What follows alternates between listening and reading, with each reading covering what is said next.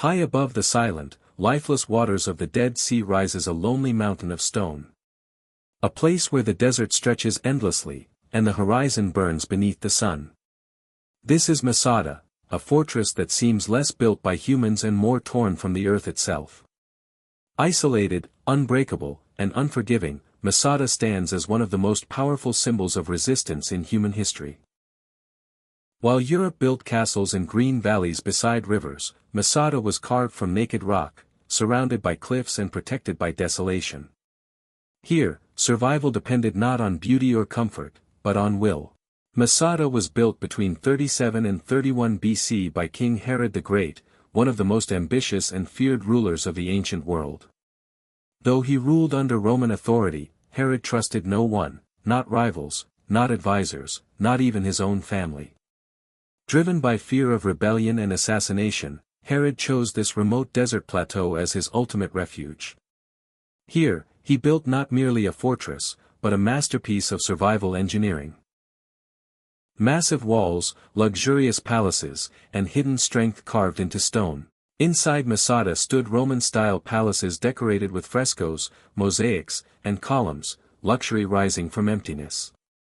Gigantic storehouses were filled with grain, wine, dried fruits, and oil, sealed to last for years.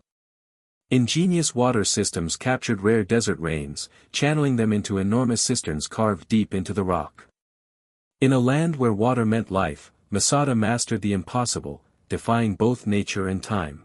By the 1st century AD, Rome ruled the known world. Its legions marched with iron discipline, crushing every rebellion in their path. In 66 AD, the Jewish people of Judea rose against Roman rule. What followed was devastation: cities burned, villages destroyed, and lives erased. Jerusalem fell. The Second Temple was destroyed.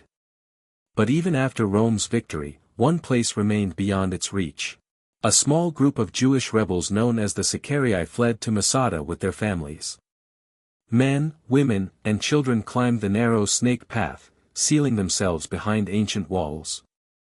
From the summit, they watched the Roman Empire rage below, an empire that could conquer the world, yet could not climb a mountain. For nearly 3 years, Masada stood as a symbol of defiance and freedom. Rome could not allow defiance to survive.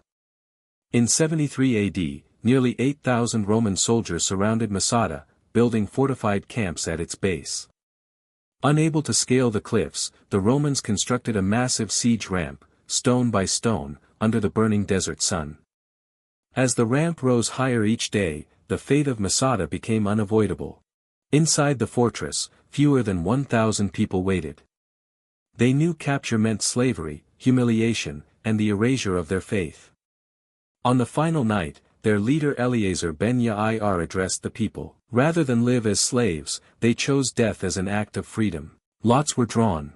Families were killed to spare them bondage. One final man ended the last lives, and then his own.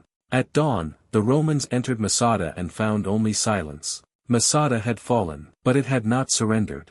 Centuries passed as desert winds buried Masada beneath silence and legend. In modern times, archaeologists uncovered its ruins, confirming ancient accounts.